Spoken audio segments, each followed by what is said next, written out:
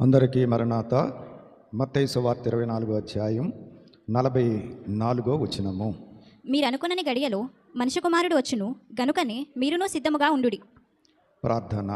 పరిశుద్ధుడవైన తండ్రి, ప్రేమ కలిగిన దేవా, 2025వ సంవత్సరంలో 11వ నెలలో మరి ఒక ఆరాధన దినము నీ సన్నిధికి రానిచ్చి ఆరాధించే గొప్ప ధన్యత భాగ్యము కలిగించినందులకు వందనములు, స్తోత్రములు.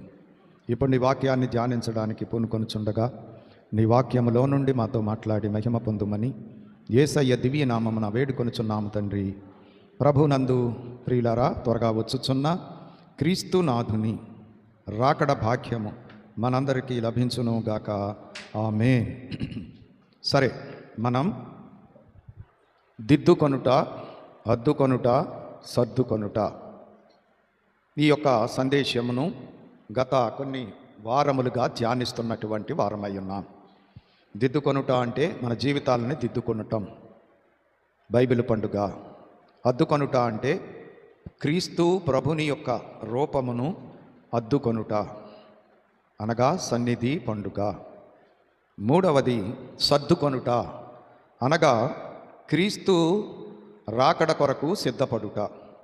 క్రీస్తు రాకడ కొరకు సిద్ధపడుటలో ప్రకటన గ్రంథములో చివరలో ప్రభువు చెప్పినటువంటి 3 విషయాలు మనం ధ్యానిస్తున్న వారమై ఉన్నాం.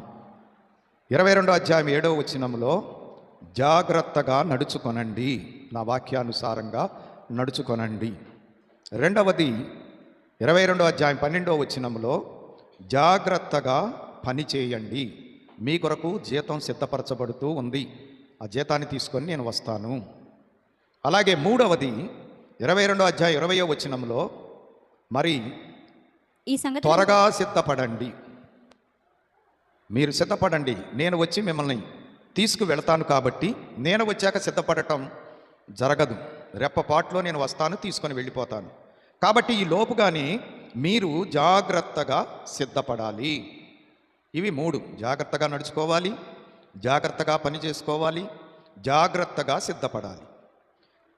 2 విషయాలు మనం గతంలోనే ధ్యానించాం. ఈ దినము మరి జాగ్రత్తగా సిద్ధపడుట, జాగ్రత్తగా సిద్ధపడండి. ప్రకటన 22:20 మనం ఇంతకుముందే మరి చూచాం. మరి ఆ వచనంలో ఏముంది అంటే, నేను త్వరగా వస్తున్నాను అని చెప్పినప్పుడు సంఘవధువు ప్రభువైన యేసు రమ్ము. మరి రమ్ము అని ఎవరు చెప్పగలరు? వాహనం ఎవరైనా త్వరగా రావాలని ఎవరు కోరుకుంటారు? సిద్ధపడిన వాళ్ళు, అన్నీ సర్దుకొని సిద్ధపడి ప్రయాణానికి రెడీగా ఉన్నవారు, కనిపెట్టుకునేవారు. త్వరగా వస్తే బాగుండు బస్సు, త్వరగా వస్తే బాగుండు ట్రైను, త్వరగా వస్తే బాగుండు విమానము అని ఎదురు చూస్తూ ఉంటారు. సిద్ధపడిన వాళ్ళైతే మరి ఇంకా కాసేపు ఆలస్యమైతే బాగుండు అని కోరుకుంటూ ఉంటారు. కాబట్టి ఈ వచనములో ప్రభువు హెచ్చరిక ఏంటంటే, నేను త్వరగా వస్తున్నాను, త్వరగా సిద్ధపడి ఉండండి. ఇప్పుడు సిద్ధపడిన సంఘం రెడీ, నేను సిద్ధంగా ఉన్నాను, త్వరగా వచ్చాయి ప్రభువా అని పిలుస్తూ ఉన్నారు. మరణాత అంటే అర్థం అదే. మరణాత అంటే 16:22 కొరింథీ పత్రికలో చెప్పబడిన మాట ఏమిటి? ప్రభువు వచ్చి ఉన్నాడు, వచ్చుచున్నాడు, రమ్ము. కాబట్టి మరణాతలో ఈ 3 విషయాలు ఉన్నాయి. కాబట్టి మనం త్వరగా సిద్ధపడి ఎదురు చూస్తూ ఉండాలి. కాబట్టి ఈ అంశంలో కొన్ని విషయాలు మనం ధ్యానం చేసుకుందాం. ఎలాగ సిద్ధపడాలి, రాకడకు తగిన విధంగా ప్రభువు వచ్చినప్పుడు వెళ్ళిపోవటానికి మనం ఎలాగ సిద్ధపడాలి.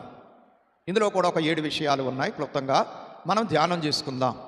మరి రాకడ భక్తి లేక రాకడలో ఎత్తబడేటువంటి అంతస్తు మనం సంపాదించుకోవాలి అంటే సామాన్య భక్తి సరిపోదు. సామాన్య భక్తి అంటే ఏదో ప్రభువుని నమ్ముకున్నాం, ఏదో ఆదివారం నామామాత్రంగా ఆరాధనకి వస్తున్నాం, ఏదో నామామాత్రంగా ప్రభువుని వెంబడిస్తున్నాం, నామామాత్రంగా దేవుడికి ఏదో ఇస్తున్నాం, ఆయనకి ప్రార్థన చేస్తున్నాం, మన కోరికలు ఆయన నెరవేరుస్తున్నాడు.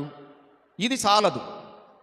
రాకడ సిద్ధపాటు కొరకు ఎక్స్ట్రా భక్తి కావాలి. ఏ భక్తి కావాలి చెప్పండి?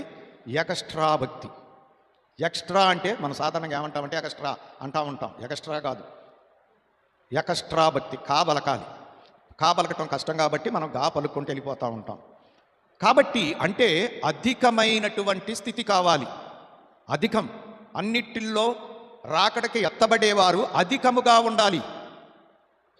ఆ అధికమైనటువంటిది మనము కలిగి ఉంటేనే కానీ రాకడకు వెళ్ళలేము. ఈ అధికమైనటువంటివి ఒక 7 విషయాలు మీ ముందుంచాలని మరి ఈరోజు నేను కోరుకుంటూ ఉన్నాను. బైబిల్ గ్రంథంలో నుండి ఇంకా చాలా ఉండవచ్చు, ఒక 7 ముఖ్యమైనవి. అందులో మొదటిది మరి మత్తయి సువార్త 5వ అధ్యాయము 20వ వచనములో, శాస్త్రుల నీతి కంటేను పరిసయ్యుల నీతి కంటేను మీ నీతి అధికము కాని ఎడల మీరు పరలోక రాజ్యంలో ప్రవేశింపనేరని మీతో చెప్పుచున్నాను. ప్రభువే స్వయంగా కొండ మీద కూర్చొని మాట్లాడుతూ ఆయన ఏం చెప్పారు అంటే, అధికమైన నీతి ఉండాలి.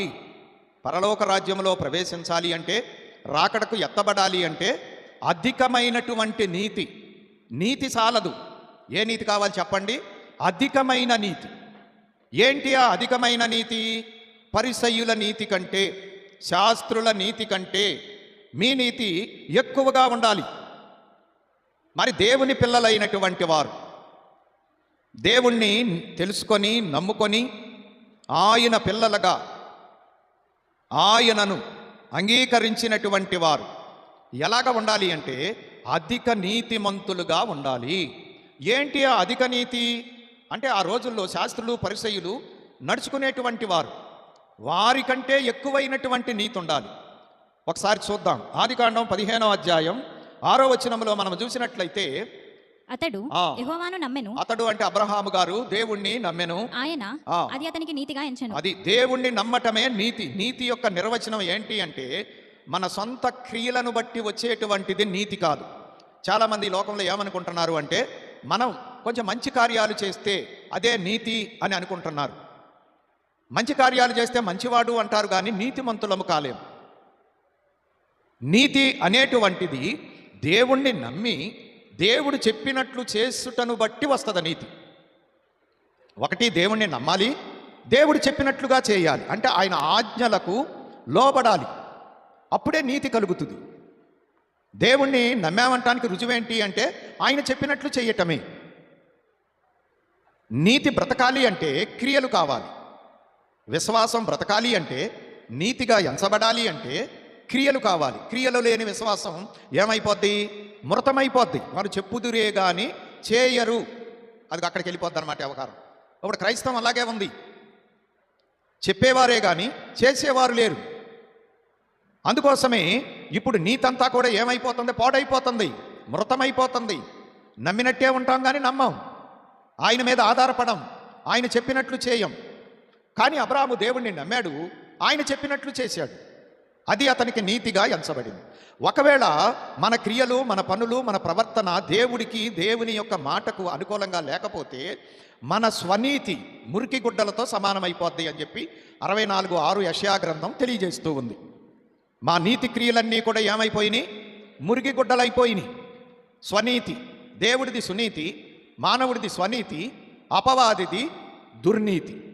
దేవుని నీతి అందరికీ మేలుకరం. అందుకే మనము దేవుని నీతిని కోరుకోవాలి, దేవుని మాట ప్రకారం జీవించడానికి నేర్చుకోవాలి. అది మనకే ప్రయోజనం, మన చుట్టూ ఉన్న వాళ్ళకు కూడా ప్రయోజనం, దేవుడికి మహిమ.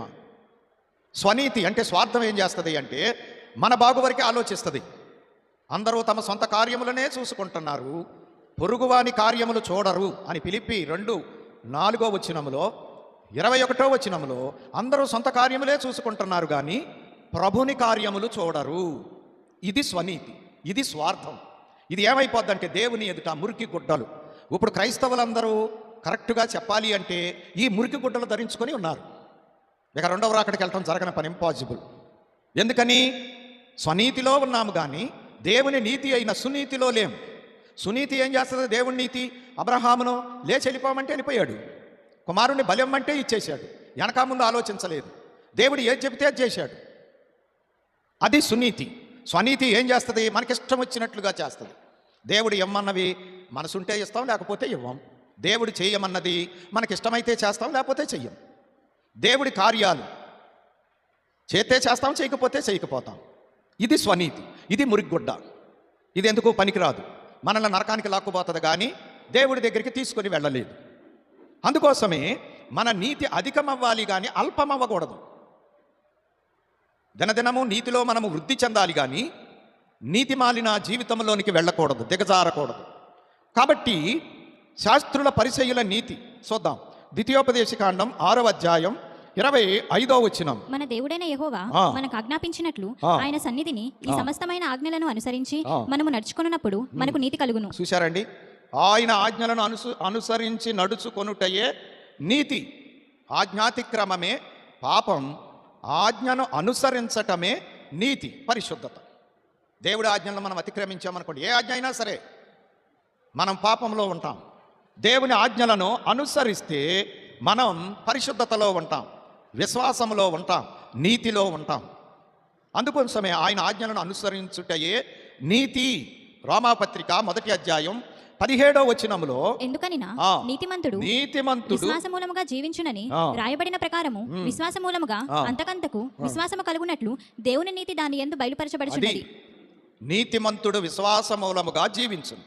కాబట్టి అలాగ జీవించటాన్ని బట్టి దేవుని నీతి బయలుపడుతున్నది. అందుకే మన సొంత క్రియలను బట్టి కాదు, దేవుడు చెప్పిన దానిని లోబడి విధేయులమై అనుసరించుటను బట్టి నీతి. బాప్తీసం తీసుకునేటప్పుడు యేసు ప్రభు వారు యోహాను గారి దగ్గరికి వచ్చారు. 3వ అధ్యాయం మత్తయి సువార్తలో. వచ్చేటప్పటికి యోహాను గారు కంగారు పడ్డారు. నీ చేత నేను బాప్తీసం పొందవలసి ఉండగా నన్ను బాప్తీసం ఇమ్మని నీవు అడుగుతున్నావా అని చెప్పి ఆశ్చర్యపడ్డారు. పాదిరి గారు విశ్వాసికి లేకపోతే ఒక పాపికి బాప్తీసం ఇచ్చి విశ్వాసుల లిస్టులో చేర్చగలడు, కానీ అది రీజన్, దేవుని క్రమం. పాదిరి గారికి విశ్వాసి లేక ఒక పాపి బాప్తీసం ఇవ్వలేడు కదా. కానీ ఇప్పుడు యేసయ్య యోహాను గారి దగ్గరికి రావటం ఎట్లాగా ఉంది? తిరగబడినట్టుంది. యేసయ్య ద్వారా బాప్తీసం పొందాలి యోహాను గారు, కానీ ఇప్పుడు యోహాను గారి దగ్గరికి వచ్చి బాప్తీసం ఇమ్మని అడుగుతున్నారు యేసయ్య. కంగారు పడ్డాడు. కంగారు పడేసరికి అప్పుడు ప్రభువు ఏమన్నారు? నీతి యావత్తు, చదవండి ఒకసారి, నీతి నీతి యావత్తు ఇలాగు నెరవేర్చుట నీతి ఇప్పటికి కానిము, నీతి యావత్తు ఇలాగు నెరవేర్చుట మనకు తగి ఉన్నదని తగి అతనికి ఉత్తరం ఇచ్చెను. ఉన్నది. చూసారా? అందుకే ఆకాశవాణి దేవుడు, ఈయన నా ప్రియకుమారుడు, ఈయన యందు నేను, ప్రవచనాల్లో ఎక్కడా కూడా ప్రభు బాప్తీసం పొందాలి అని రాయబడలా, అభిషేకం గురించి రాయబడింది. కానీ ప్రభు ఏం చేశారు? తండ్రికి విధేయతలో ఎగస్ట్రా చూపించారు. ఆయన పరిశుద్ధుడు, మహాపరిశుద్ధుడు, కన్యగర్భంలో నుండి పుట్టాడు, పాపరహితుడు, పావనుడు. ఆయన బాప్తీసం పొంది పరిశుద్ధుల లిస్టులోకి, సంఘములోనికి రావాల్సిన అవసరం లేదు. అయినా నీతి యావత్తు నెరవేర్చుటకు, పాపుల కొరకు, పాప విమోచన కొరకు వచ్చినటువంటి ఆయన క్రమము మనకు నేర్పించడానికి బాప్తీసం పొందారు. ఎంత విధేయత! ఒక ముఖ్యమంత్రి కానీ, ఒక ప్రధానమంత్రి కానీ మన పక్కన కూర్చొని పంక్తిలో భోజనం చేస్తే మనం ఏమనుకుంటాం? అమ్మో, ఎంత గొప్ప హోదాలో, అంతస్తులో ఉండి మనతో కూడా కూర్చొని భోజనం చేశారు అనుకుంటాం. మరి పరిశుద్ధుడైనటువంటి దేవదేవుడు నరుడుగా వచ్చి మనవలే, మన క్రమములో ఆయన బాప్తీసం పొందుట ఎంత గొప్ప సంగతి! ఎప్పుడైనా ఆలోచించామా మనం? ఎక్స్ట్రా విధేయత, ఎక్స్ట్రా తగ్గింపు. తండ్రిని ఆనందపరచడానికి తండ్రి చెప్పిన దానిని కూడా దాటి యేసయ్య తండ్రిని ఆనందపరిచాడు. మనం చెప్పినవి చేయకుండా తండ్రిని దుఃఖపరిచే పరిస్థితుల్లో. చూసారా? మరి రాకడకి సరిపోతామా? ఈ లోకంలో సంఘ రిజిస్టర్లో పేరు రాయటానికి సరిపోవచ్చు మన పనులు, జీవగ్రంథంలో పేరు రాయబట్టడానికి, మేఘములోనికి ఎగిరి వెళ్ళటానికి సరిపోద్దా మన నీతి, మన భక్తి? బాప్తీసం గురించి ఎన్ని సంవత్సరాలు ఆలోచిస్తున్నామో, కొందరైతే సంవత్సరాలే పడుతుంది ఆలోచించటానికి. ఏమైపోతుంది?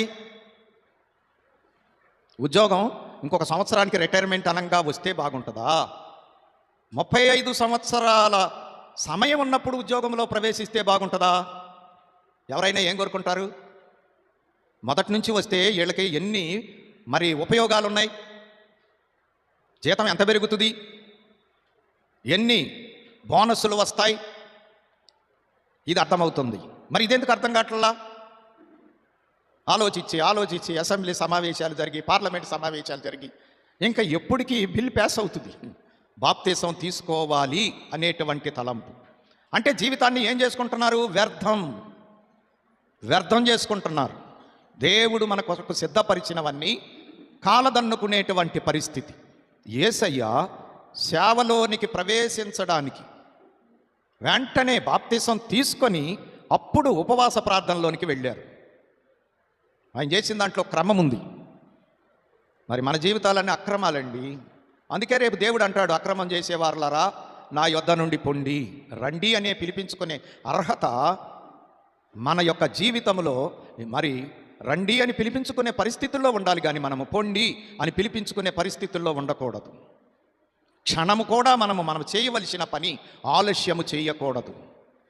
ఆలస్యం అపాయకరం, ప్రమాదకరం. ఏదైనా ఒకటి చేయాలనుకుంటాం, ఆ చేసే తరుణం ఉండొచ్చు, ఉండకపోవచ్చు. ఎందుకంటే కాలగతులు మన వశంలో లేవు. అలాగే ఎంతోమంది వెళ్ళిపోయారు చేయాలనుకున్నది చేయకుండా. అందుకోసమే సమయం ఉండగానే మనము చేయవలసింది చేసి ముగించుకోవాలి. ఆలస్యమైతే అవకాశాలు ఉండవచ్చు, ఉండకపోవచ్చు. కాబట్టి అధిక నీతి ప్రభు చూపించారు ఇక్కడ. మరి శాస్త్రుల నీతి ఏమిటి?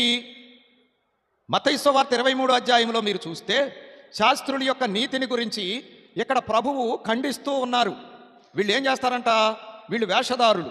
అయ్యో శాస్త్రులారా, పరిసయ్యులారా, వేషధారులైన శాస్త్రులారా, వేషధారులైన పరిసయ్యులారా అని పిలిచాడు యేసయ్య. ఏంటి వీళ్ళ వేషధారణ? ఇక్కడ అనేకమైనటువంటి విషయాలు చెప్పారు. ఏమంటారంటే ఆయన పరలోక రాజ్యాన్ని మూసివేస్తారంటండి. వీరు వెళ్ళరంట, ఎవరిని వెళ్ళనివ్వరంట. కానీ వీళ్ళ పని ఏంటి? దేవుడి పక్షంగా పనిచేయటం. వీళ్ళు కుదురుగా చేయరు, ఎవరిని కుదురుగా చేయనివ్వరు, మోక్షానికి వెళ్ళనివ్వరు. రెండవ పొరపాటు ఏంటంటే వీళ్ళ నీతి మరి మతములో కలుపుకుంటానికి సముద్రాలు దాటి వెళ్తారు, కానీ చివరికి కలిసిన తర్వాత ఆ మతములో ఉన్నటువంటి దేవుని యొక్క చిత్తానికి వ్యతిరేకముగా నడిపించి నరకపాత్రలు చేసి పంపిస్తారు. మూడవది ఏమిటి అంటే నీచమైన దానిని గొప్పదిగా భావిస్తారు, ఘనముగా భావిస్తారు, ఘనమైన వాటిని నీచమైనవిగా భావిస్తారు. ఇప్పుడు మనుషులకు పెద్ద పొరపాటు ఇక్కడే జరుగుతుందండి. కొంతమందికి నీచమైనవి ఘనంగా కనపడుతున్నాయి, ఘనమైనవి నీచముగా కనపడుతున్నాయి. ఇప్పుడు సగటున ప్రపంచంలో దేవుని కార్యాలు నీచములుగా కనపడుతున్నాయి, లోక కార్యాలు ఘనములుగా కనపడుతున్నాయి. అందుకోసమే లోకానికి ఇచ్చినంత ప్రాముఖ్యత దైవ సంబంధానికి ఇవ్వలేకపోతున్నారు మానవులు. అందుకే దేవుడు చెప్పాడు, పాత నిబంధనలో చెప్పాడు, ఏవి నీచమైనవో ఏవి ఘనమైనవో మీరు గుర్తుపట్టాలి. ఏది చేయాలో ఏది చేయకూడదో తెలుసుకోవాలి. మరి గుర్తుపట్టకపోతే తారుమారైపోద్ది పరిస్థితి. నీచమైనవే ఘనమైనవే అనుకుంటాం, ఘనమైనవే నీచమైనవే అనుకొని నీచమైన వాటిని సంపాదించుకుంటానికి ఘనమైన వాటిని పోగొట్టుకుంటాం. అదే జరుగుతుంది ఇప్పుడు. ఈ యొక్క శాస్త్రుల పరిసయ్యుల పద్ధతి అది. నాలుగవది ఏమిటి అంటే జీలకర్ర, సోపు, పుదీనాలో 10వ వంతు చెల్లిస్తారు, కానీ న్యాయమో కనికరమో విశ్వాసమో విడిచిపెడతారు. చూసారా? అందరికీ కనబడాలని ఇదిగో పుదీనాలో 10వ వంతు తెచ్చాం, సోపులో 10వ వంతు తెచ్చాం, జీలకర్రలో కూడా 10వ వంతు తెచ్చామని చూపిస్తారు. దేవుడి న్యాయం, దేవుని కనికరం, దేవుని విశ్వాసం శూన్యం. చూసారా? చాలామంది ఒక ప్రశ్న వేస్తారు. ఏం ప్రశ్న అంటే పాత నిబంధనలో దశంభాగం ఉంది, కానీ క్రొత్త నిబంధనలో దశంభాగాన్ని గురించిన ప్రస్తావన ఉందా అని చాలామంది ప్రశ్నలు వేస్తారు. దానికి జవాబు మత్తయి సువార్త 23వ అధ్యాయము మరి 23వ వచనములో, అయ్యో వాటిని మానక వీటిని చేయవలసి ఉండెను. పుదీనాలో అన్నిటిలో 10వ వంతు తెస్తారు, కానీ న్యాయాన్ని, కనికరాన్ని, విశ్వాసాన్ని వదిలిపెడతారు. ఆ దశమభాగం అనేటువంటిది మానకుండా ఈ కనికరము, న్యాయము, విశ్వాసమును కూడా కాపాడుకోవాలి అని ప్రభువు చెబుతున్నారు. వాటిని మానక వీటిని చేయవలసి ఉన్నది. దైవజనులు అయితే ఏం చెప్పారు అంటే పాత నిబంధన పిల్లలు అంటే చిన్న వయసు వారు ఇశ్రాయేలీలు కాబట్టి దేవుడు వారికి దశమభాగం ఇవ్వాలి అని నేర్పించారు. చిన్నపిల్లలకి నేర్పించినట్లు, నేను తప్ప వేరొక దేవుడు ఉండకూడదు, నువ్వు న్యాయంగా ఉండాలి, ధర్మంగా ఉండాలి, 10వ వంతు ఇవ్వాలి, ఇవన్నీ నేర్పించారు. నూతన నిబంధన వారట పెద్దవారట, యేసు రక్తంలో విమోచింపబడిన వారు, వీరికి చెప్పక్కర్లేదంట. బోర్డీ స్కూల్లోకి వెళ్ళే పిల్లలకి మనం అన్నీ చెప్పాలి, బడికి వెళ్ళమని బతిమలాడాలి, కానీ హై స్కూలు, కాలేజీకి వచ్చిన తర్వాత మన పిల్లల్ని బడికి వెళ్ళమని బతిమలాడక్కర్లా. ఎందుకంటే వాళ్ళు జ్ఞానం వచ్చింది, పెద్దోళ్ళు అయిపోయారు, చదువు విలువేంటో తెలిసింది వాళ్ళకి. బోర్డీ స్కూల్ వాళ్ళకి తెలవదు. చిన్నపిల్లల వాళ్ళు గోళీలు ఆడుకుందామా లేకపోతే ఇంకేదైనా ఆడుకుందామా ఇంటికాడుండి బడి మానేసి అని ఆలోచిస్తారు వాళ్ళు. పాత నిబంధన పరిస్థితి అది. అన్నీ నేర్పించాడు దేవుడు వారికి. ఆ పాత నిబంధన సంగతులన్నీ మన ముందు ఉంచారు. ఇప్పుడు క్రొత్త నిబంధన విశ్వాసులు ప్రభు వచ్చి అన్నీ చేసి మాదిరి చూపించారు. ఆయన చరిత్ర అంతా, జీవిత చరిత్ర అంతా రాయబడింది. ఆయన బాప్తీసం పొందాడు, మనకు బాప్తీసం పొందడానికి ఆలోచన ఎందుకు? ఆయన నీతిగా నడిచాడు, మనం నీతిగా నడవటానికి ఆలోచించడం ఎందుకు? ఆయన పాపరహితుడిగా జీవించాడు, మనం పాపం లేకుండా చూసుకోవాలి. ఆయన మాదిరి చూపించేశాడు. ఇప్పుడు మనం పిల్లలం కాదు, పెద్దలం. పెద్దలకి చెప్పక్కర్లేదు. అందుకోసమే దైవజనులు ఏమన్నారు అంటే, వర్ధిల్లిన కొలది క్రైస్తవ జనాంగము దేవుడికి ఇవ్వాలి. దశంభాగం అనేటువంటిది కానుకలో అతి తక్కువైనటువంటి సంగతి. దేవుడు మనకి ఇచ్చిన దాంట్లో 10వ వంతు అనేటువంటిది చాలా తక్కువ, మినిమం, లాస్ట్ అండ్ ఫైనల్. ఇది లేకపోతే పరలోకమే లేదు, ఇక అందులో సందేహమే లేదు. కానీ నీకు ఇంకా మహిమంతస్తు కావాలి అంటే అంతకంటే ఎక్కువ. ఉదాహరణ, మరి ఆయన ఎవరు? కాల్గేట్ చరిత్ర. దశంభాగంతో ఆరంభించబడిన ఆయన జీవితం 10వ భాగము ఆయన ఉంచుకుంటానికి మారింది. 10వ భాగం ఇస్తే దేవుడు వృద్ధి చేశాడు ఆయన ఆస్తి. ఎంత అయింది అంటే లెక్క చూసుకుంటానికి కూడా వీలు లేనంతగా దీవించబడ్డాడు. ఆఖరికి 20, 30, 40, 50, 60, 70, 80, 90, 9% దేవుడికి, 1% నాకు. ఆ వరుసలోనికి వచ్చాడు. ఆ 10% ఆయన లెక్కించుకోలేనంత గొప్ప ఆస్తి అయిపోయింది. చూసారా? ఇది విధేయత. దేవుడు చెప్పాడు, నేను చేస్తాను, అందును బట్టి నాకు భూలోక ధనం, పరలోక ధనం. ఆ ఆలోచనతో మనం దీన్ని చేయాలి. కానీ అర్థం కాకపోతే అంత వ్యర్థమైపోద్ది. అందుకోసమే ఖచ్చితమైన లెక్క దేవుడి దగ్గర మనం కలిగి ఉండాలి. ఖచ్చితమైన లెక్క లేకపోతే పరలోక రాజ్యంలో మనకు చోటు ఉండదు. ఎందుకంటే దొంగలు దేవుని రాజ్యానికి వారసులు కారు. ఇక క్రైస్తవమే వ్యర్థం. ఇంకా మనం క్రైస్తవంలో ఉండటం అనవసరం. నరకానికి పోయే పనులు చేసుకుంటా క్రైస్తవంలో ఎందుకు ఉండటం అనవసరంగా? దేవుడికి అవమానం, మనకి నష్టం, అనేకులు రక్షణ పొందటానికి ఆటంకం. అసలు ఇప్పుడు ప్రమాదం ఏంటో తెలుసా? అన్యులు కాదు, దేవుణ్ణి ఎరగని వారు కాదు, సంఘానికి ప్రమాదం.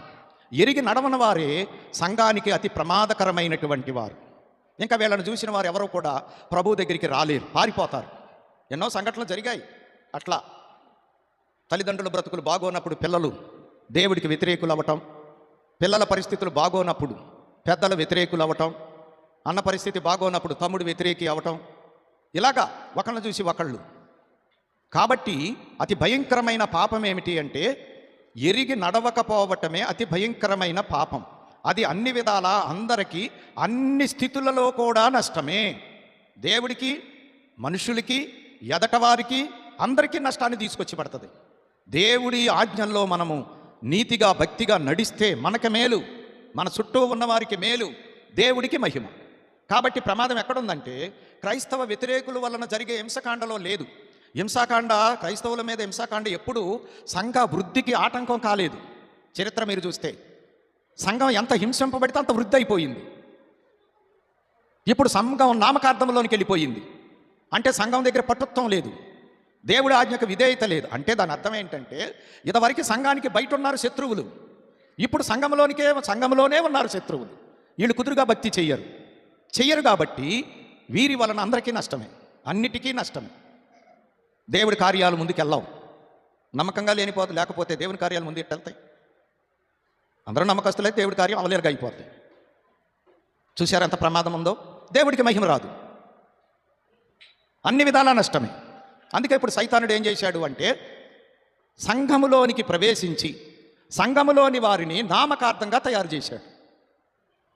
సంఘములోనికే ప్రవేశించి సంఘములో ఉన్న వారిని పరలోకానికి సిద్ధపడకుండా నరకానికి సిద్ధపరచడానికి మభ్యపెడుతూ, మోసం చేస్తూ, నమ్మిస్తూ దారి తప్పించాడు. ఏం లేదు, మనకు దారి తెలవనప్పుడు విజయవాడ ఇటు వెళ్ళాలి అని అడిగాము ఎవరినన్నా. వాళ్ళేమో మనకి ఏలూరు రోడ్డు చూపించి తిన్నగా బాగుండి విజయవాడ పోతారని చెప్పారు. పైసలా అయిపోయింది మన బతుకు. ఇప్పుడు మనం ఎట్లా నడుస్తున్నాం? ఇప్పుడు ఏలూరు నడుచుకుంటా నేను విజయవాడ వెళ్తున్నాను అనుకుంటున్నాం. ఇది జరుగుతున్న తంతు. అదే దేవుడి దగ్గర అడిగితే దేవుడు ఖచ్చితంగా విజయవాడ వెళ్ళే రోడ్డు, విజయవాడ వెళ్ళాలనుకున్నప్పుడు విజయవాడ రోడ్డే చూపిస్తాడు. అది మనకు నచ్చదు, మనం నమ్మలేము. ఇప్పుడు వచ్చిన తంట అది. శాస్త్రులు, పరిసయ్యులు దేవుడి దగ్గరికి అనేకులను ఆకర్షించి దేవుని మార్గంలో నడిపించవలసిన వీళ్ళు వారే దేవుడి మార్గాన్ని తప్పించేశారు. ప్రజల్ని మరి తప్పు దారిలోకి నడిపించారు. ఇప్పుడు ఏమైపోయింది? అంత గందరగోళం అయిపోయింది. యేసయ్యనే సిలువేసి చంపేసే పరిస్థితి కాడికి వెళ్ళిపోయింది ఇశ్రాయేలు జనాంగం. చూశారు ఎంత ప్రమాదమో? ఇప్పుడు మనం కూడా అదే పని చేస్తున్నాం. యేసును భుజాన్ని వేసుకొని 10 మందికి చూపించి రక్షణ పని చేయట్లా మనం. మన జీవితాన్ని బట్టి యేసయ్య దగ్గరికి వచ్చేవాళ్ళు కూడా రాకుండా పారిపోయేటట్లు మన జీవితాన్ని సిద్ధపరుచుకుంటున్నాం మన కుదురు లేక. అందువలన మనకే నష్టమైపోతుంది, మన చుట్టూ ఉన్న వాళ్ళకి నష్టమైపోతుంది, దేవుడికి నష్టమైపోతుంది. అన్నీ నష్టాలే. మరి అన్నం నష్టపడితే మనకు లాభం ఎక్కడి నుంచి వస్తుంది? కాబట్టి ప్రియమైన వారలారా, ఇది ఎగస్ట్రా నీతి.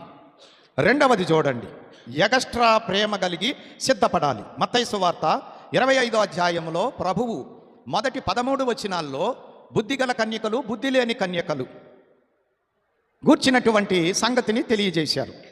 బుద్ధి కలిగినటువంటి కన్యకలు లోపలికి వెళ్ళారు, బుద్ధి లేని కన్యకలు మిగిలిపోయారు. కారణం ఏంటి? రవ్వంత ప్రేమ తగ్గింది, అంతే కారణం. అందరూ కలిసి తలుపు దగ్గరికి వచ్చేసారు, గుమ్మం దగ్గరికి.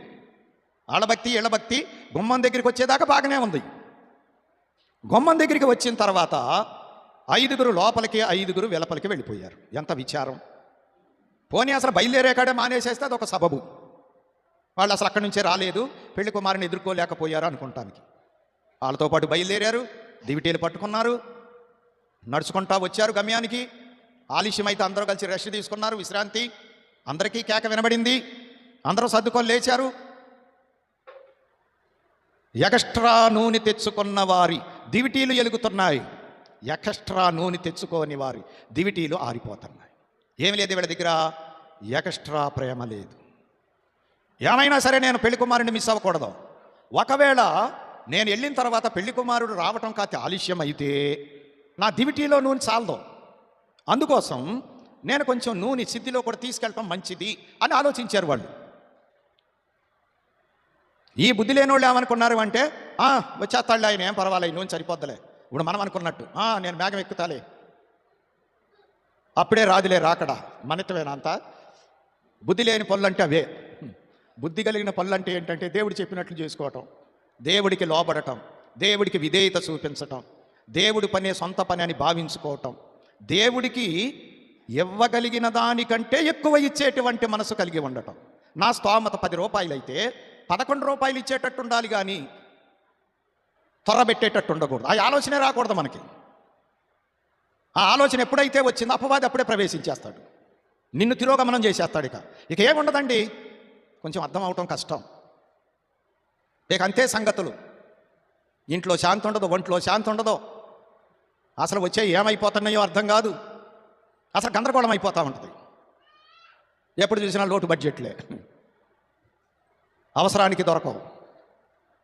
దేవుడి దగ్గర నమ్మకంగా ఉంటే నీకేమి లేకపోయినా నీకు అవసరమైనప్పుడు లోటు లేకుండా నీకు సరఫరా అవుతూ ఉంటుంది. నా అనుభవంలో నేను నేర్చుకున్న సంగతి. అసలు ఎలాగొస్తుందో నీకు అర్థం కాదు.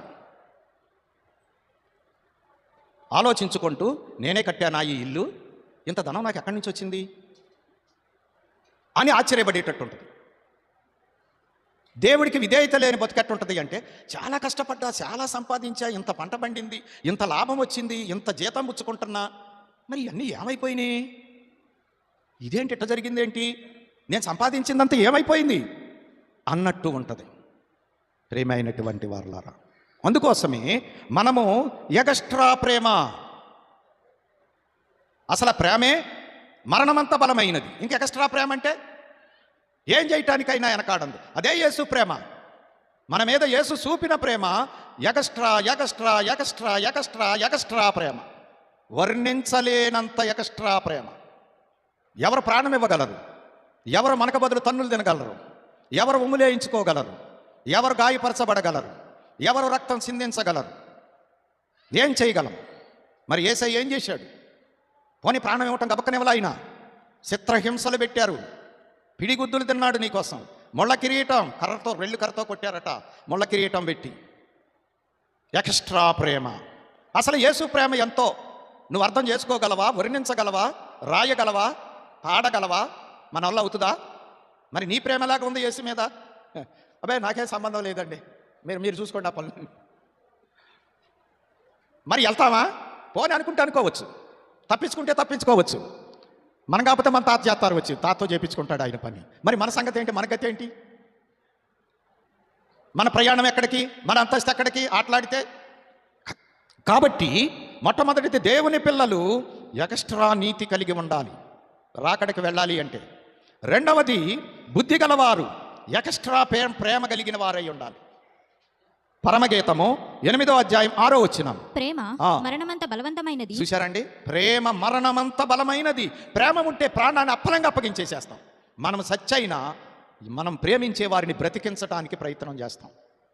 మరి తల్లిదండ్రులు ఏమంటారు? మనం సచ్చైన పిల్లల్ని బతికించుకుందాం అనుకుంటారు. ఒక పూట తిని చదివించే వాళ్ళు ఎంతోమంది ఉన్నారు.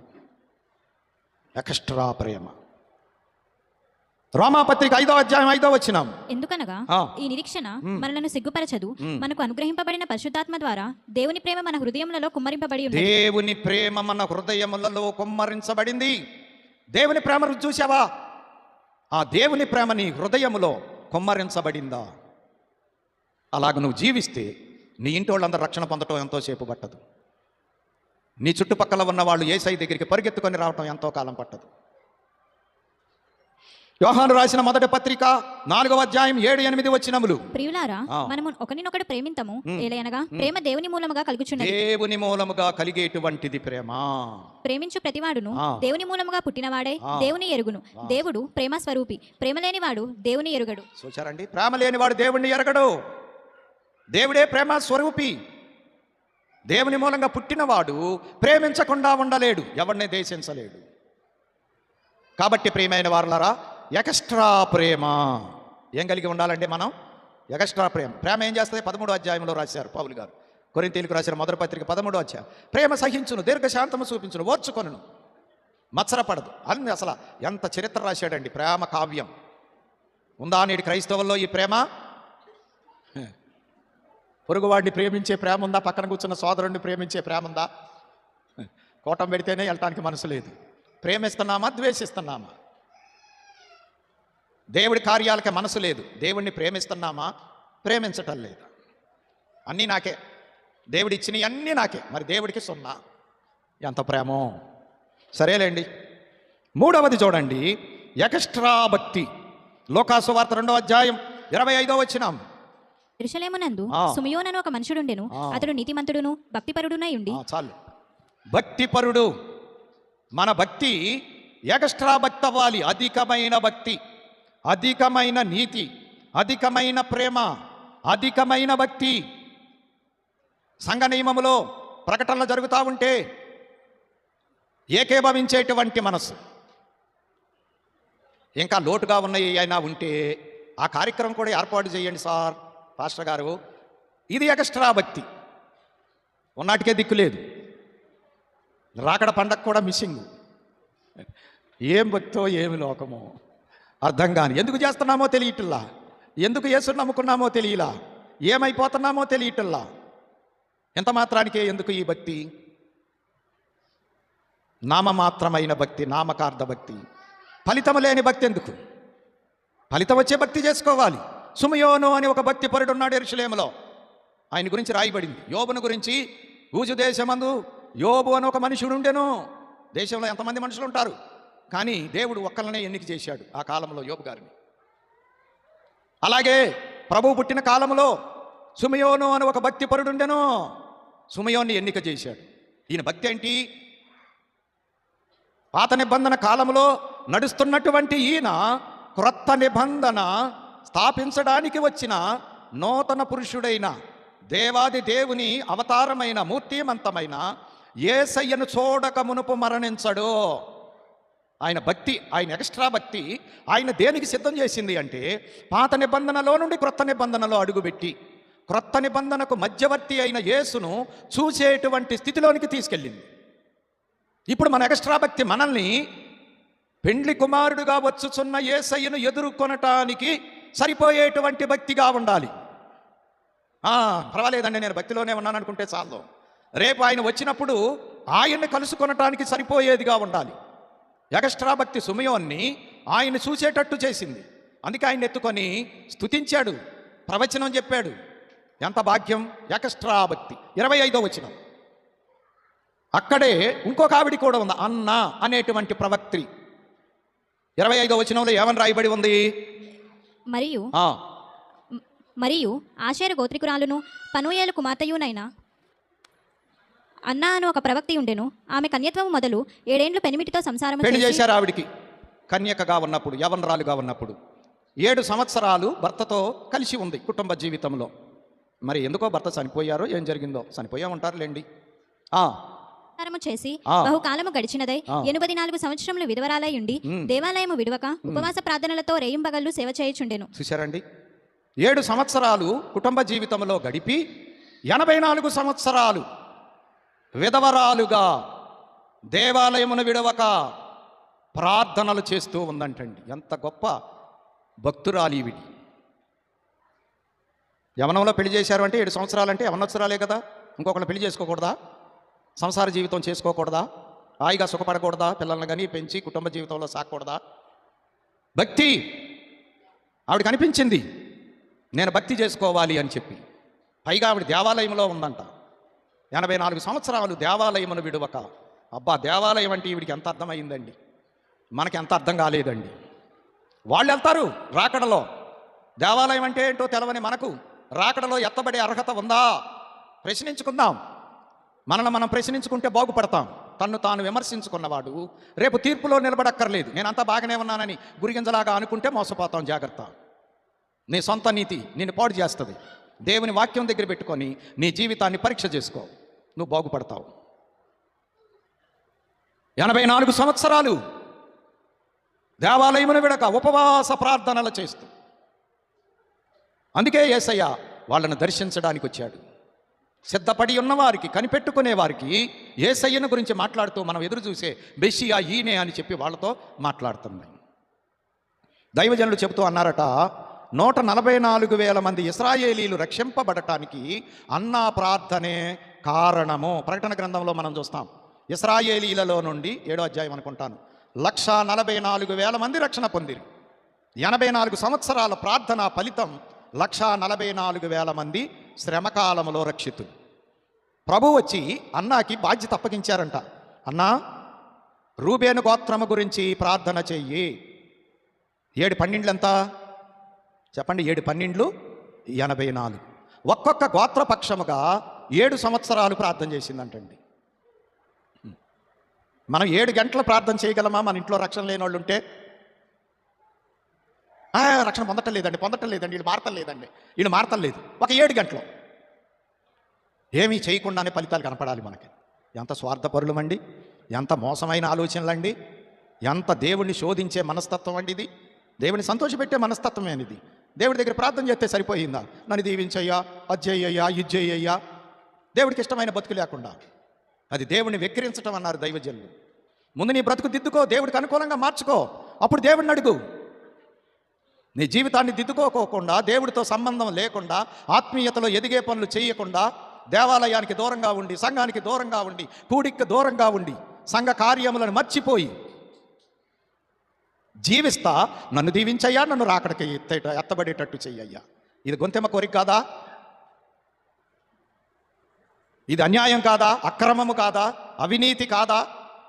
ప్రేమైనటువంటి వారులారా, కాబట్టి మన భక్తి ఎక్స్ట్రా. భక్తి చేసుకో, దేవుణ్ణి అడుగు. దేవుడు దాడతాడా? అవతలకి వెళ్ళగలడా నిన్ను దీవించకుండా? యాకోబు దేవుని పట్టేసుకున్నాడు, ఒప్పేసుకున్నాడు. దేవా, నేను యాకోబుని మోసాలు చేశాను, నన్ను క్షమించు, నన్ను దీవించు.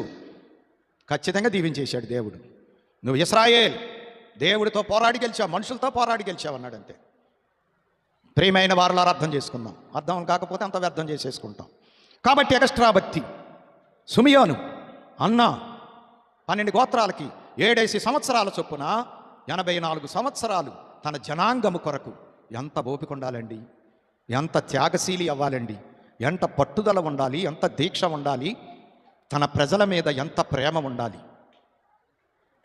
ఎంతుంటే అంత దీర్ఘకాలం దేవాలయమును విడవక ప్రార్థన చేయగలదు. ప్రేమ మనకి ఏది పట్టుదల? సమయానికి గుడికి వచ్చే పట్టుదల లేదండి మనకి. మనం దేవుని ముందు ఎలాగ తలెత్తుకోగలం? రేపు ఎంత సిగ్గుపడాల్సి వస్తుంది, ఎంత తలదించుకోవాల్సి వస్తుంది మన పనులను బట్టి. తీర్పులో నుంచుంటే మన దగ్గర జవాబులు దొరకవు. అప్పుడు ఏడిస్తే వస్తుందా, మొత్తుకుంటే వస్తుందా? తెసలోనికైలకు రాసిన మొదటి పత్రిక 2వ అధ్యాయం 10వ వచనం.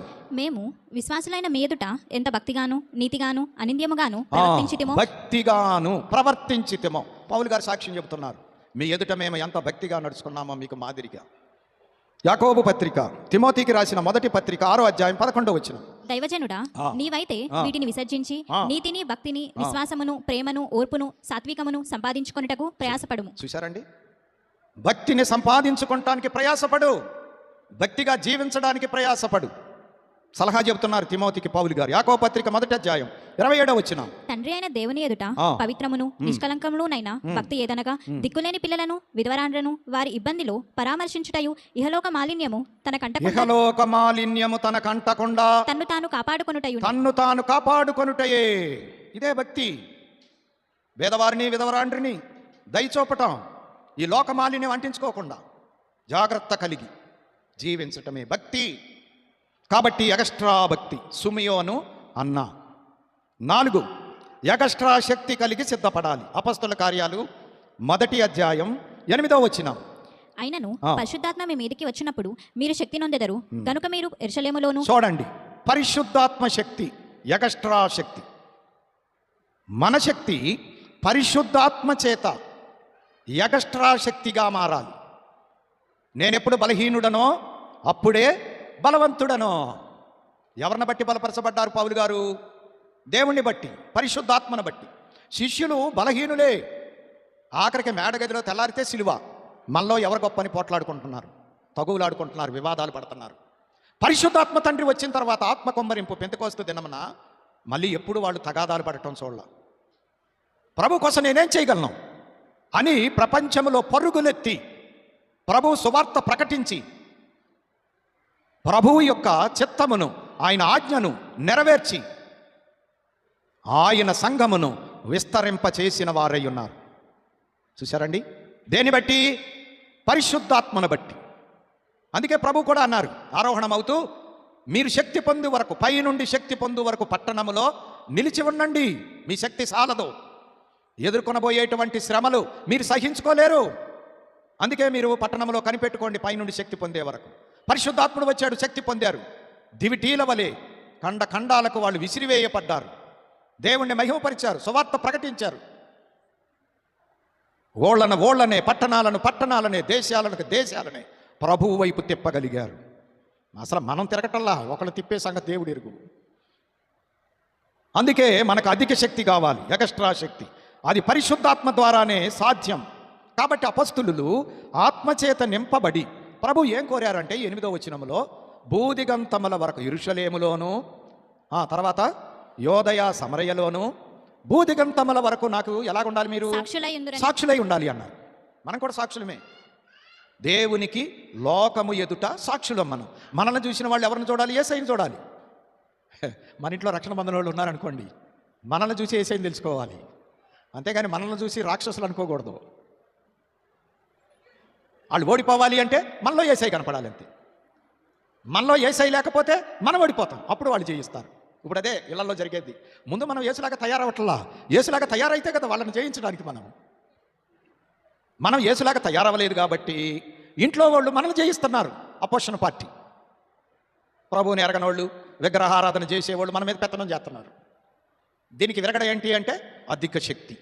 పరిశుద్ధాత్మ చేత నింపబడి ప్రభు సారూప్యములోనికి మార్చబడితే నీ మీద పోరాటం చేసేవారి వెనకాల ఉన్నటువంటి సాతానుడు గజగజలాడుకుంటూ వాళ్ళను వదిలిపెట్టి వెళ్ళిపోతాడు. ఇది మనం చేయాల్సింది. అసలు మనమే ఆత్మలో పొందమయ్యే, మనమే భక్తిలో ఉండమయ్యే. మనకి శక్తి ఎక్కడి నుంచి వస్తుంది? మనంతా పారిపోయే జీవితం.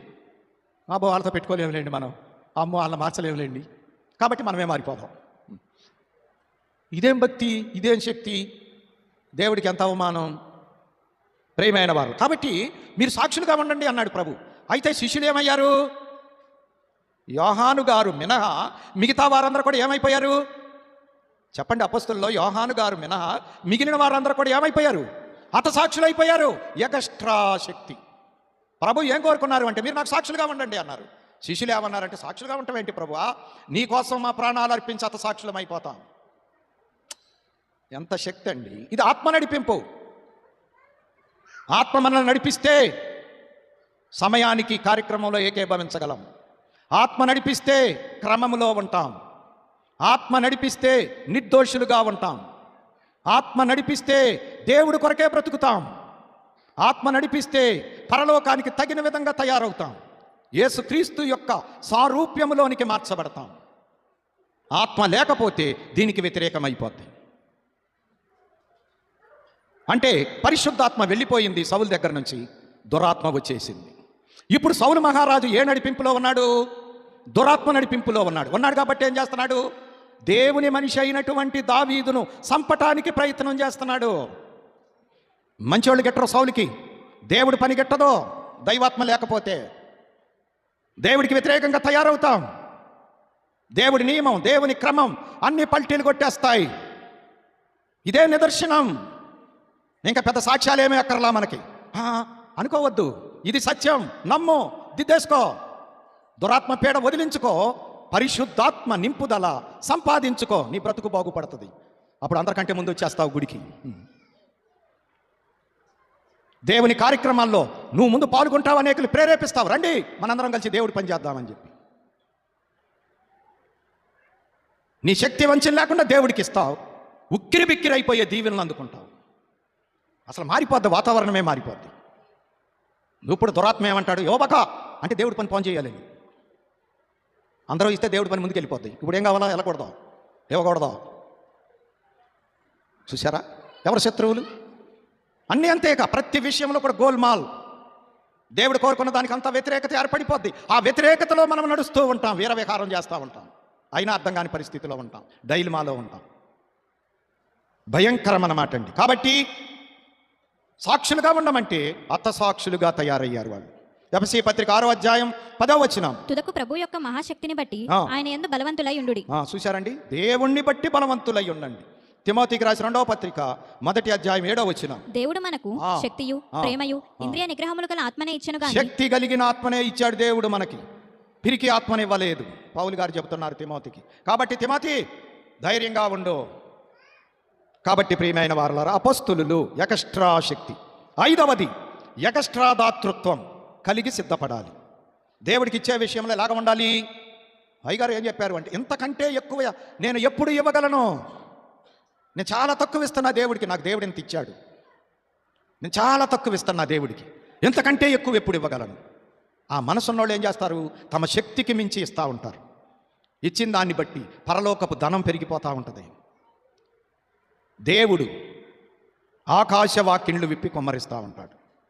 కొరసబుద్ధి సర్వనాశనానికి దారితీస్తుందండి. క్రైస్తవంలో ఎప్పుడు విశాల హృదయం ఉండాలి కానీ సంకుచిత హృదయం ఉండకూడదు. ఎందుకంటే మనము దేవుని పిల్లలం, దేవుని కొరకు ఉన్న పిల్లలం. దేవుడు మనకిచ్చింది మనము లెక్క కట్టలేం. మనము ఎంత ఇచ్చినా రుణము తీరేది కాదు. ఇది మనకు అర్థం అవ్వాలి. అందుకే దేవుడి పని దగ్గర మనం ఎలాగ ఉండాలి అంటే, మన శక్తికి మించి చేసేవారంగా ఉండాలి. మన స్తోమతకు మించి, మన సామర్థ్యానికి మించి చేసేవాళ్ళంగా ఉండాలి. విధవరాలు చేసింది తన సామర్థ్యానికి మించి చేసింది, అందుకే మెచ్చుకొనబడింది. మరి ఇప్పుడు ఈ విధవరాలు బాధ్యత ఎవరిది? మనకున్నదంతా దేవుడికి ఇచ్చాం అనుకుందాం ఊరికిన ఉదాహరణకి. ఇప్పుడు మనల్ని పోషించాల్సింది ఎవరు? వీళ్ళు అందరూ దేవుడికి ఇచ్చేశారు, దరిద్రులు అయిపోయారు అంటే దేవుడికి ఎంత అవమానం. అందుకే కదా ఏలియాను పోషించింది దేవుడు. దేవుడు చెప్పినట్టు చేస్తున్నాడు ఏలియాను పోషించే బాధ్యత దేవుడిది. ఆయన చెరి తీసుకున్నాడు, కెరీతు వాగి దగ్గర కూర్చోమన్నాడు, పోషించాడు. అక్కడ నీళ్ళు అయిపోతే ఏలియా గారేం కంగారు పడలా. అమ్మో నీళ్ళైపోతున్నాయి, ఎట్ట బతకాలి, ఎట్ట తాగాలి రేపు నుంచి అనుకోలా. దేవుడే అంటున్నాడు, ఏలియా నీకోసం సారేపతిలో ఒక దూరాలు సిద్ధపరిచాను, అక్కడికి వెళ్ళిపో. కరువు తీరే వరకు సమృద్ధి. అది దేవుడికి ఇచ్చి, దేవుడికి నమ్మకంగా ఉండి, దేవుడి చేత పోషింపబడటం అంటే. దేవుడు అదుపులో మనం ఉంటే మన గిన్నె నిండి పొరులుతూ ఉంటుందండి. ఎప్పుడు దావీదు గారి అనుభవం 23వ కీర్తనలో, దేవుడికే మస్కా చేసే వాళ్ళకి సమృద్ధి ఎక్కడి నుంచి వస్తుంది? దరిద్రం పట్టుకొని ఏడిపిస్తూ ఉంటుంది. ఇక ఆ జీవితానికి ఎన్నున్నాయి, శాంతి సమాధానాలు ఉండవండి, కరువైపోతాయి అంతే. అన్నీ ఉన్నా, ఎందుకంటే దేవుడి ప్రమేయము లేని మన ధనమైనా మన ఆస్తి అయినా అది పాముతో సమానం. దేవుడి దగ్గర యథార్థత లేనప్పుడు మనం సంపాదించేది గొప్పదవ్వచ్చు, అది సర్పముతో సమానం. కాటు వేస్తదే కానీ, విషం కక్కుతుదే కానీ మనకు ఆశీర్వాదాన్ని మనకు మేలును ఎన్నటికీ కలగజేయలేదు. అందుకే ఇప్పుడు కోటీశ్వరులు సుఖపడలేకపోతున్నారు. శిశు బ్యాంకుల్లో దాచుకున్న వాళ్ళు సుఖం లేదు వాళ్ళకి. ఎందుకని? దేవుని ఆశీర్వాదం లేని సొమ్ము, దేవుని ఆశీర్వాదం లేని ఆస్తులు పెంచుకుంటున్నారు. దేవుడి దగ్గర నమ్మకం లేకపోతే నీ ఆస్తి బ్లాక్ మనీ. ఇక మీకు అర్థమయ్యే భాషలో చెప్పాలంటే అది నీకెప్పుడు మేలు తీసుకురాదు, అది హానే తీసుకొస్తూ ఉంటుంది. అందుకే బైబిల్ చెబుతుంది, పౌలు గారు చెప్పారు, ధనాపేక్ష సమస్త కీడులకు మూలం. ఎవరు కాళ్ళే పొడుచుకున్నారంట కళ్ళు, అలాగ ఆలోచించిన వాళ్ళందరూ. కాబట్టి ఎగస్ట్రా దాతృత్వం, కొరింథీయులకు రాసిన 2వ పత్రిక 8వ అధ్యాయం మొదటి 4 వచనాల్లో మీరు తర్వాత చదువుకోండి. మాసిదోనియా వారు వారి శక్తికి మించి చేసిరి. మీరు ప్లే చేసుకోండి, ఆ వాక్యం ప్లే చేసుకుంటే చూసేవాడు చదువుకుంటారు. ఏం చేశారంట వాళ్ళు? ఇంత చేస్తారని మేము అనుకోలేదు. వాళ్ళు నిరుపేదలైనను వారి దాతృత్వము బహుగా విస్తరించను. తమ సామర్థ్యము కొలదియేగాక సామర్థ్యము కంటే ఎక్కువగాను తమంతట తామే ఇచ్చిరని మీకు సాక్ష్యం ఇచ్చుచున్నాను. చూచారండి, అది దేవుని మనసు, దీవించబడేటువంటి మనసు. 9వ అధ్యాయము అదే పత్రికలో మరి 9వ అధ్యాయం 6-7 వచనములు. కొంచెము విత్తువాడు కొంచెముగా పంట కోయును, సమృద్ధిగా విత్తువాడు సమృద్ధిగా పంట కోయును. అంతే. ఎక్కువ విత్తనాలు వేసుకుంటే ఎక్కువ పంట కోసుకుంటాం, తక్కువ విత్తనాలు వేసుకుంటే తక్కువ పంట వస్తుంది. విత్తనం ఎంత? ఒకటే కదా. ఒక విత్తనానికి 100 గింజలు వస్తాయి. నువ్వు దేవుడికి ఇచ్చేది ఒక విత్తనం అనుకో, నీకు 100 గింజలు ఇస్తాడు దేవుడు. నువ్వు ఈ ఒక విత్తనం వేయలేదు అనుకో, 100 గింజలు నష్టమైపోతాయి నీకు. అంతే సంగతులు. అపొస్తలుల కార్యాలు 4వ అధ్యాయం 36-37 వచనములలో మరి హెచ్చరిక పుత్రుడు బర్నబాస్, అతడు గొప్ప ఆస్తిపరుడు. ఆస్తి అంతా తీసుకొచ్చి ప్రభువు పని కొరకు అపొస్తలుల పాదాల దగ్గర పెట్టాడు.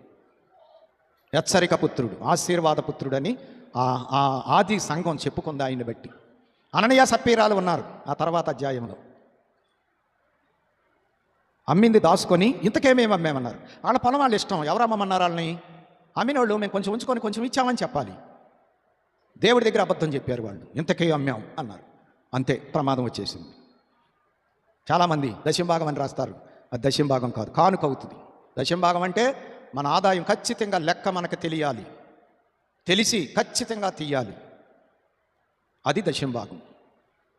ఉజ్జాంపులను చూసి వేసేది కానుక అవుతుంది కానీ దేవుడి భాగం అవ్వదు. దేవుని భాగములో నమ్మకముగా ఉండని వారు దేవుని రాజ్యములో భాగము సంపాదించుకోలేరు. విత్తనము లేకుండా పంట దొరకదు, నమ్మకత్వం లేకుండా పరలోకం దొరకదు, పెట్టుబడి లేకుండా ఏమీ సంపాదించలేము. రక్షణ ఉచితమే, అన్నీ ఉచితం కాదు. అందుకోసమే మన లెక్కలు కరెక్ట్గా ఉండాలి. దేవుడు మనకు ఎంత ఇస్తున్నాడో తెలవాలి, లెక్కేసుకుంటేనే కదా తెలిసేది. అప్పుడు ఆయనకి ఇచ్చేసుకోవాలా, అప్పుడే కదా మనకు ఆశీర్వాదం, నిర్దోషత్వం వచ్చేది. లేకపోతే మనం నిరపరాధులం ఎట్టవుతాం, దొంగలం అవుతాం. దొంగలను దేవుని రాజ్యంలోకి రానివ్వరని లేఖనంలో ఎన్నోసార్లు రాయబడి ఉంది. దొరలుగా ఉండాలి కానీ మనం దొంగలుగా ఉంటే ఇంకా యేసయ్య దగ్గరికి ఎందుకు? లోకంలో దొంగతనాలు కన్నాలు వేసుకుంటా లోకంలో తిరిగేదానికి ఇంకా గుడి ఎందుకు, యేసయ్య ఎందుకు? మనకి ఇంకెందుకు? నమ్మకత్వం లేనప్పుడు దొంగ బతుకుంటా యేసయ్య దగ్గరికి రావటం ఏం ప్రయోజనం? ఉపయోగం లేదు. వచ్చావా, నమ్మకంగానే ఉండు, అంతే, సాధించుకో. బడికి వెళ్ళినోడు చదువుకోవాలి, గుడికి వచ్చినోడు భక్తుడు అవ్వాలి. గుళ్ళో కూర్చొని దొంగ అవ్వకూడదు, బళ్ళో కూర్చొని అక్షరం మొక్క రాని దద్దమ్మ అవ్వకూడదు. ప్రాక్టీస్. కుమారుడై ఉండి ఆయన విధేయత నేర్చుకొనెను అని Hebrews 5:7 పౌలు గారు తెలియజేస్తున్నారు. సరేలేండి. ఎగస్ట్రా దాతృత్వం 20వ అధ్యాయం అపొస్తలుల కార్యాలు 35వ వచనంలో ఏముందంటే, మీరును ఇలాగ ప్రయాసపడి అసలు మొక్క చదివేయమ్మా, పుచ్చుకొనుట కంటే ఇచ్చుట ధన్యం. అంతే. లోకంలోనేమో ఇచ్చుట కంటే పుచ్చుకొనుట ధన్యం. ఆత్మీయ దైవ సంబంధమైన జీవితంలో పుచ్చుకొనుట కంటే ఇచ్చుట ధన్యం. నువ్వు ఇవ్వటానికి ఇష్టపడాలి, ఇవ్వటానికి కోరుకోవాలి, ఇవ్వటానికి మనసు కలిగి ఉండాలి. అప్పుడు నువ్వు ధన్యుడు అయిపోతావు. మరి ఇస్తే ఎలాగ ధన్యుడమవుతావు? నువ్వు ఇచ్చేది చాలా తక్కువ, దేవుడు నీకు ఇచ్చేది అసలు నువ్వు లెక్క పెట్టుకోలేవు, నువ్వు ఊహించలేవు. అందుకోసం ధన్యత వస్తుంది. ఇవ్వకపోతే ధన్యత లేదు. ఇంకా నువ్వు అన్నిల వరుసలోనే ఉన్నావు. అన్నిల వరుసలో ఉంటే అంతా గోల్మాల్ అయిపోద్ది. ఎక్కడ ధనం ఉండదు, అక్కడ ధనం ఉండదు. 6వది చూడండి. సరే, సమయం అయిపోతుంది. 6వది చూడండి. ఎక్స్ట్రా సమర్పణ కలిగి సిద్ధపడాలి. ఫిలిప్పీ పత్రిక 3:10-11 వచ్చిన ఏ విధము చేతనైనను ఆ. మృతుల్లో నుండి ఆ. నాకు పునరుద్ధానము కలగవలెనని ఆయన మరణ విషయంలో సమానుభవము గలవాడనై ఆయనను ఆయన పునరుద్ధాన బలమును ఎరుగు నిమిత్తం ఆయన శ్రమలలో పాలివాడనొకట ఎట్టిదో ఎరుగు నిమిత్తం సమస్తమును నష్టపరచుకొని వాటిని పెంటతో సమానముగా చూశారా, ఎంచుకొనుచున్నాను. లోకంలో లాభకరంగా ఉన్నవన్నీ నష్టపరుచుకొని పునరుద్ధానం శ్రమల్లో పాలివాడినవ్వాలని చెప్పి పరుగులెత్తుతున్నాను, నష్టంగా ఎంచుకున్నాను. ఇది ఎక్స్ట్రా సమర్పణ. లోకమునో దానిలో సమస్తము నాకు వద్దు, ఏసే చాలు, సాతానా నా వెనకబో. ఏసయ్య మనకు చాలు అనుకుంటే సాతాను వెనకపోతాడు. లోకమంతా నాకు కావాలి అంటే ముందు సాతాను ఉంటాడు, ఏసయ్య వెనక వెళ్ళిపోతాడు. మనం ఏసైని వెనక పంపించే పార్టీ, ఏసైని ముందు పెట్టుకునే పార్టీలు కాదు. అందరూ అని నేను చెప్పలేను కానీ ఎక్కువ మంది ఆ వరుసలోనే ఉన్నారు. ప్రియమైనటువంటి వారలారా, ఫిలిప్పీ పత్రిక 1:21 వచ్చిన బ్రతుకుట క్రీస్తు, సావైతే లాభం. ఎవరు అనగలరు ఈ మాట? తిమోతికి రాసిన 2వ పత్రిక 4:6-7 వచ్చిన నేను ఇప్పుడే ప్రాణార్పణముగా పోయబడుతూ ఉన్నాను. నేను వెడలిపోవు కాలము సమీపమైనది. మంచి పోరాటము పోరాడి తినే నా పరుగు విశ్వాసమును కాపాడుకొంటిని. కాపాడుకుంటుంది. చూశారండి, ఎక్స్ట్రా సమర్పణ దేవుడి కొరకు. పౌలు గారు పరుగులెత్తుకుంటూ దేవుడి కొరకు పనిచేశాడు. అసలు ఇక ఈ లోకాన్ని గురించి కానీ, కుటుంబ పరిస్థితులు కానీ, ఇంకేదన్నా తన గురించి కానీ అసలు ఆలోచించడమే మానేశాడు. తెల్లారు లేచిన కాడి నుంచి ఎటెళ్ళి సువార్త చెప్పాలి, నశించే వారిని ఎలాగో రక్షించాలి, తన్నులు తిని కూడా సువార్త ప్రకటించాడు. ప్రాణం మీదకి తెచ్చుకొని కూడా సువార్త ప్రకటించి ప్రభువు కొరకు పనిచేశాడు. ఎక్స్ట్రా సమర్పణ. ప్రభు కూడా చెప్పారు, నా యొద్దకు వచ్చి తన ప్రాణాన్ని సహితం దేశించని వాడు నాకు పాత్రుడు. ఈ భక్తి మనల్ని మేఘమెక్కించదండి, ఏదో తూతూ మంత్రం భక్తి. పెటాపిటికి ఆదివారం కూడా సరిగా ఆరాధనకు రాలేని భక్తి. ఇది మనల్ని ఎక్కడికి తీసుకెళ్తుంది ప్రియులారా? మనకంటే ప్రభువుని ఎరగని వారే రేపు మెజార్టీ అయిపోతారు. వాళ్ళకి తెలియదు కాబట్టి వాళ్ళు అడిగితే దేవుడు క్షమిస్తాడు వాళ్ళని. తెలియక వీళ్ళు ప్రభువుని వెంబడించలేదని. కానీ తెలిసిన మనకు దొరకదు ఆ క్షమాపణ. జాగ్రత్త. 7వది, ఎగస్ట్రా శ్రమలు కలిగి సిద్ధపడాలి. పెండ్లి కుమార్తె సౌందర్యమే శ్రమలో ఉంది. శ్రమలే హారాలు, శ్రమలే నీకు ఆభరణాలు, శ్రమలే నీకు సౌందర్యాలు. శ్రమ లేని భక్తుడు పెండ్లి కుమార్తె కాజాలడు. ప్రకటన గ్రంథం 1:9 వచనములో మీ సహోదరుడను యేసును బట్టి కలుగు శ్రమలోను రాజ్యములోను సహనములోను పాలివాడనునైనా యోహానను నేను. చూశారండి, శ్రమలో పాలివాడను. అపొస్తలుల కార్యాలు 14:22 పౌలు గారు సంఘానికి తెలియజేస్తున్నారు. శిష్యుల మనసులను దృఢపరిచి విశ్వాసమందు నిలకడగా ఉండవలెనని, విశ్వాసంలో నిలకడగా ఉండండి, అనేక శ్రమలను అనుభవించి మనము దేవుని రాజ్యంలో ప్రవేశింపవలెనని వారిని హెచ్చరించిరి. శ్రమలు అనుభవించి దేవుని రాజ్యంలో మనం ప్రవేశించాలి. శ్రమ లేకపోతే దేవుని రాజ్యం లేదు మనకి. మరి యోబు గారు ఎంత శ్రమ అనుభవించారు, అందుకే రెట్టింపు ఆశీర్వాదం పొందగలిగాడు.